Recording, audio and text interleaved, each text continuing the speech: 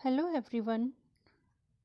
अपने पिछले वीडियो में हमने ऊन के जनरल इंट्रोडक्शन और निर्माण की प्रक्रिया के बारे में पढ़ा था।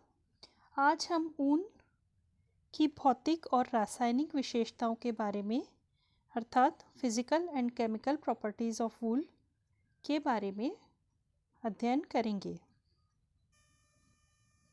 सबसे पहले हम जानते हैं ऊन की भौतिक विशेषताओं के बारे में। सबसे पहली विशेषता है उसका संगठन। तो ऊन का रेशा केराटिन नामक प्रोटीन का बना रेशा होता है और इस प्रोटीन की संरचना में कार्बन, हाइड्रोजन, ऑक्सीजन, नाइट्रोजन और सल्फर पाए जाते हैं। ऊन के रेशे में कार्बन 49% होता है, ऑक्सीजन 24% होता है, नाइट्रोजन 16%, हाइड्रोजन 7% और सल्फर 4% पाया जाता है।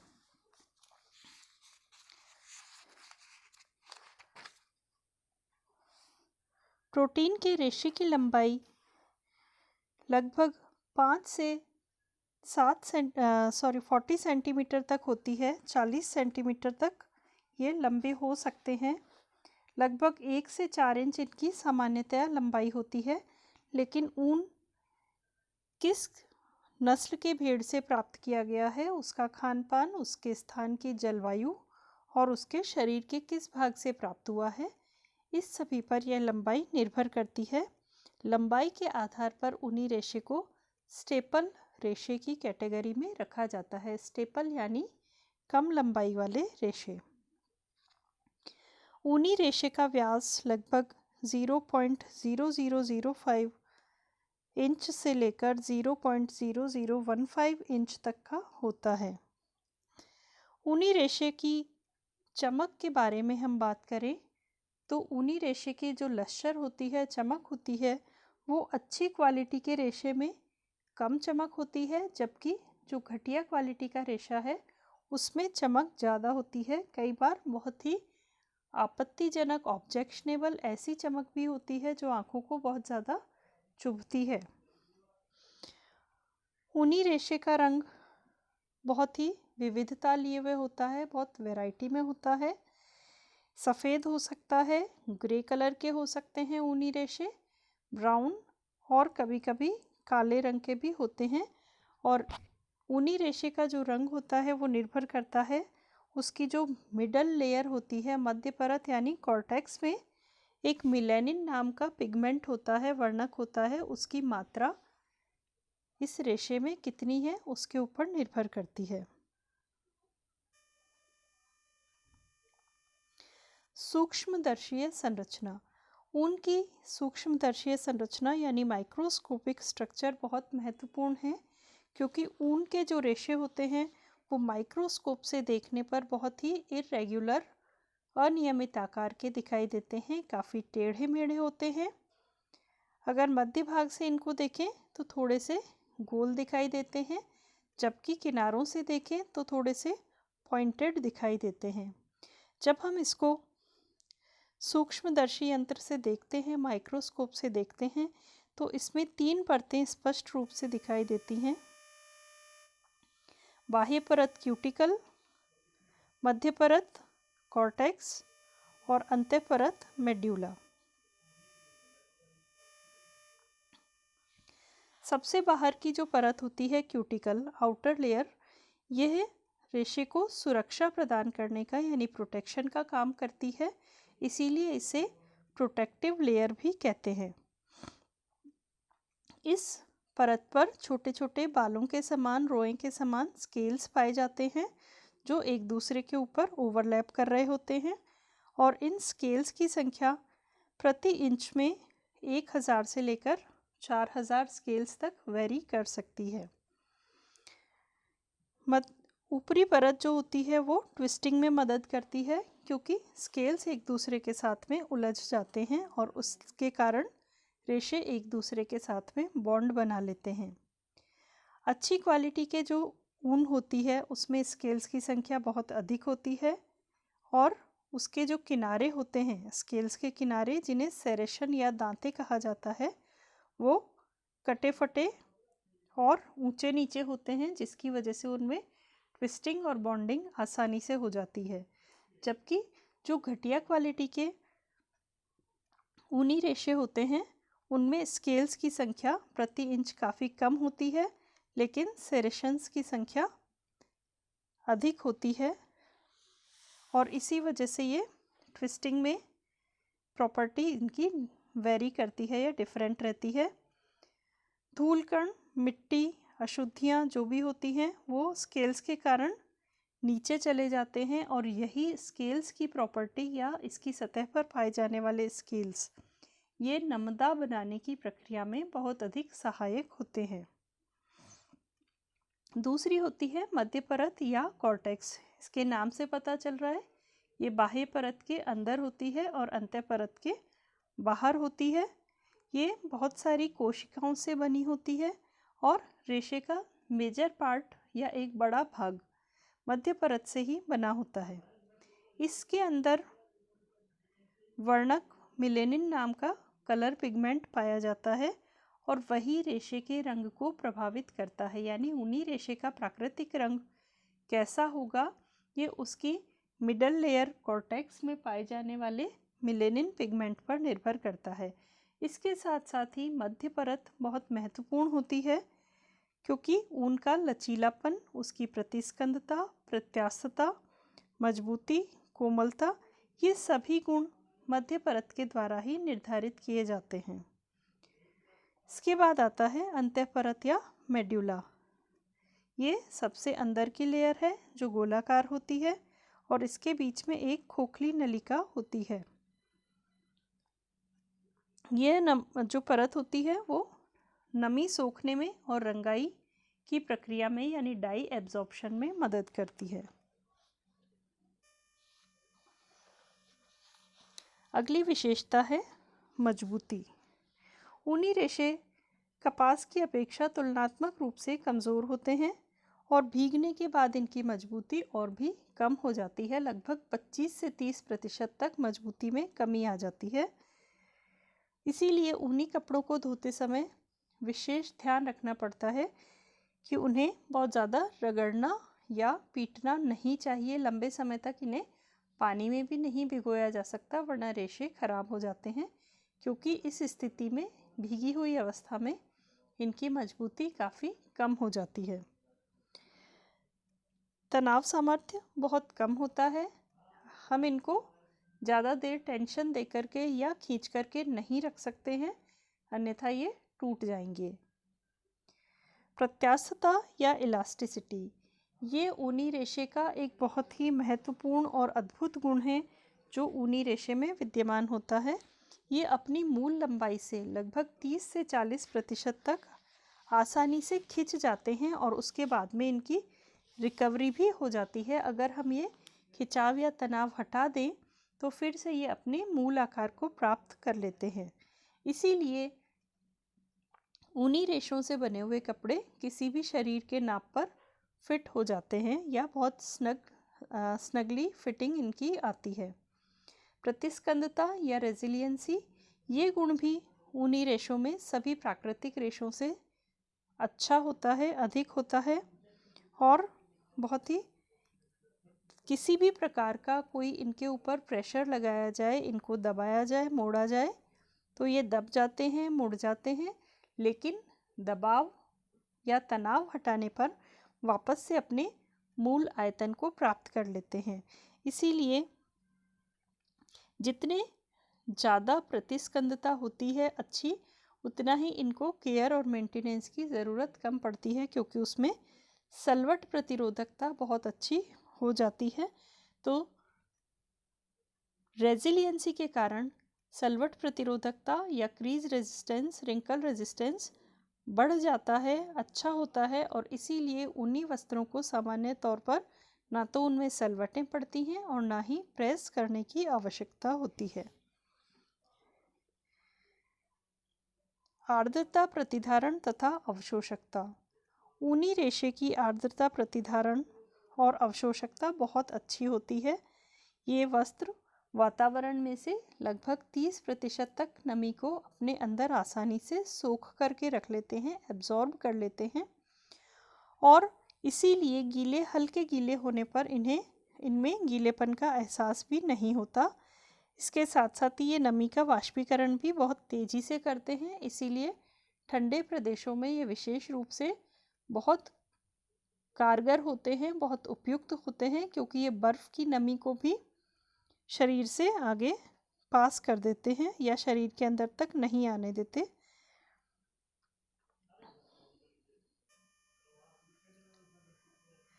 सफाई और धुलाई। ऊनी रेशों पर जैसा अभी हमने पढ़ा था, इनकी जो आउटर लेयर है उस पर छोटे छोटे रोए जैसी संरचना स्केल्स पाई जाती हैं। स्केल्स की वजह से इनकी सतह खुरदुरी हो जाती है और धूलकण, मिट्टी या और जो भी दूसरी गंदगियां हैं, स्केल्स उनको कैच कर लेते हैं आसानी से और स्केल्स के ऊपर ही गंदगी जमा हो जाती है, इसीलिए वस्त्र जल्दी से गंदे हो जाते हैं। इसीलिए कुछ समय पहनने के बाद में इनकी धुलाई करना बहुत ज़रूरी हो जाता है। इनकी धुलाई करते समय इन्हें नर्म ब्रश के प्रयोग से साफ़ करना चाहिए। पहले इन पर से मिट्टी को हटा लेना चाहिए और उसके बाद में इनकी धुलाई करनी चाहिए। तो धुलाई अगर हम गीले विधि से कर रहे हैं, वेट क्लीनिंग कर रहे हैं, तो बहुत ध्यान से धुलाई करनी चाहिए।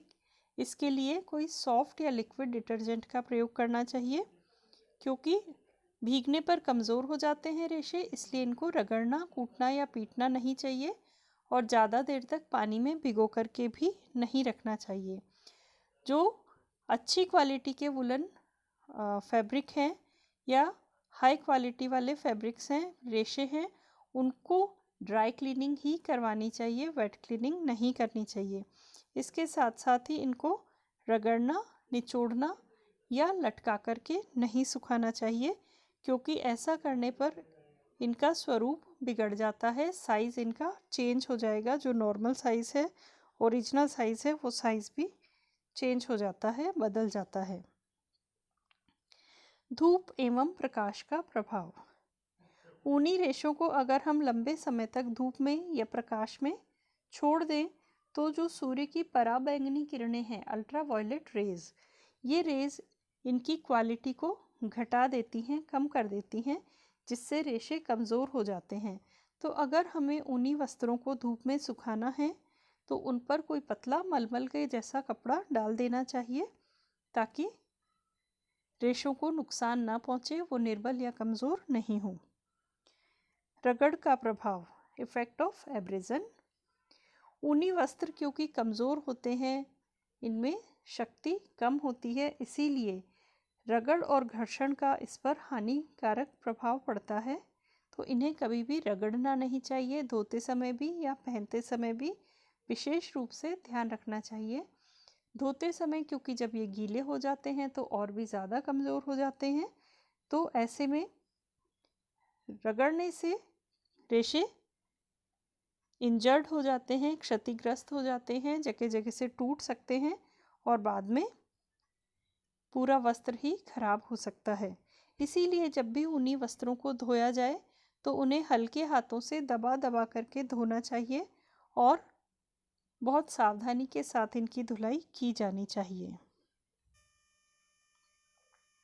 सूखे ताप का प्रभाव। ऊनी वस्त्रों पर सूखे ताप का हानिकारक प्रभाव होता है, इसीलिए कभी भी इन कपड़ों पर सीधे प्रेस नहीं करनी चाहिए, बल्कि कोई पतला नरम सूती कपड़ा इसके ऊपर पहले डाल दिया जाए और उसके बाद में उसको प्रेस करना चाहिए।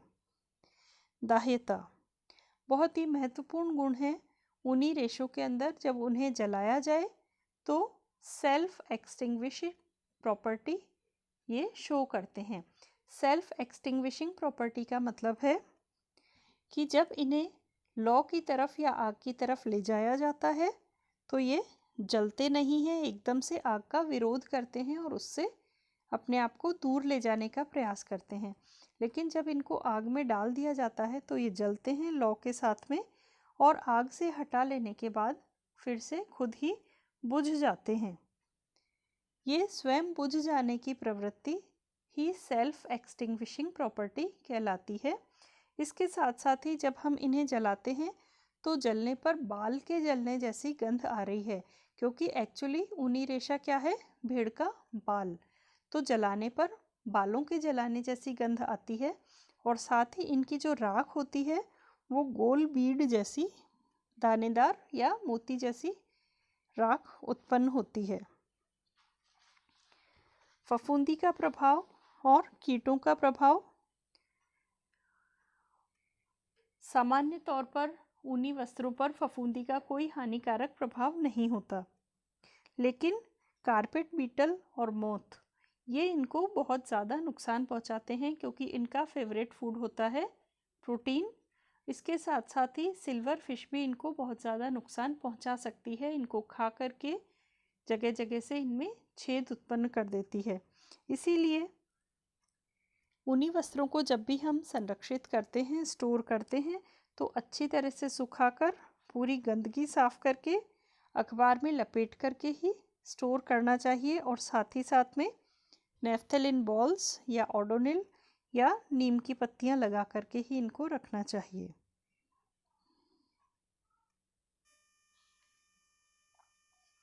ऊष्मा चालकता या हीट कंडक्टिविटी। ऊनी वस्त्र ऊष्मा के सुचालक होते हैं।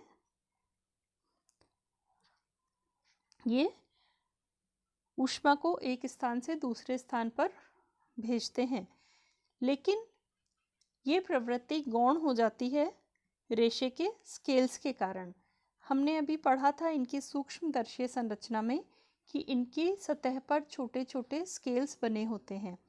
ये स्केल्स रेशे के ऊपर जब लगे होते हैं और उन रेशों से धागे और वस्त्रों का निर्माण किया जाता है, तो स्केल्स आपस में एक दूसरे के अंदर उलझ जाते हैं या फंस जाते हैं, जिसके कारण इनके बीच बीच में खाली हवा के स्थान बन जाते हैं, यानी एयर पॉकेट्स बन जाती हैं। उन खाली स्थानों को कहा जाता है एयर पॉकेट्स।